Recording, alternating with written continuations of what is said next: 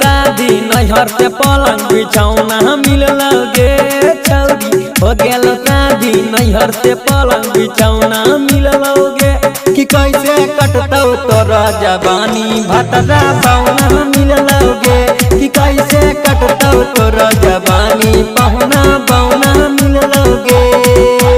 लागह पलंग पे खेले वाला खिलौना मिलल गे छौरी। लागह पलंग पे खेले वाला खिलौना मिलल गे कि कैसे कटतौ तोरा जवानी भतरा बौना मिलल गे कि कैसे कटतौ तोरा जवानी पहुना बौना मिलल गे।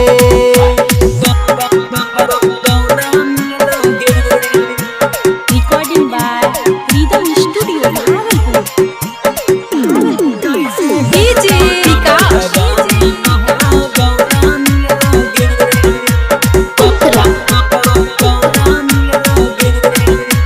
आगे देखे में छौरी कहाई हसीन गे कैसे के कैली बौना पसीन गे। हमरा बुझाबो कि हकन राज गे नैहर के छौरी कहाई उड़न बाज गे। देखे में छौरी कहाई हसीन गे कैसे के कैली बौना पसीन गे। हमरा बुझाबो कि हकन राज गे नैहर के छौरी तू है उड़न बाज गे।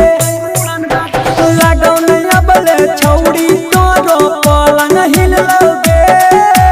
लागौ नैया बले छौरी तोरो पलंग हिलल गे कि कैसे कटतौ तोरा जवानी भतरा बौना मिलल गे कि कैसे कटतौ तोरा जवानी पहुना बौना मिलल गे।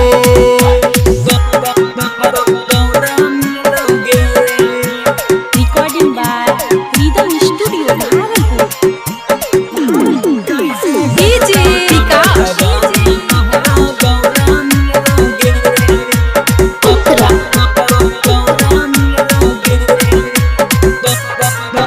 प्रीतम प्यार से करिले प्यार गे तोहर जिंदगिया दे तो सवार गे।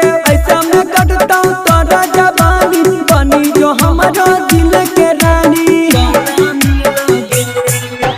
प्रीतम प्यार से करिले प्यार गे तोहर जिंदगिया दे तो सवार गे। ऐसा में छौरी कटतौ जवानी बनी जो हमारा दिल के रानी। तुलसी और राहुल बा के लागो किस्मत खुलल गे। तुलसी और राहुल बा के लागो किस्मत खुलल गे कि कैसे कटतौ तोरा जवानी भतरा बौना मिलल गे कि कैसे कटतौ तोरा जवानी पहुना बौना मिलल गे। Mixed by Rahul Yadav।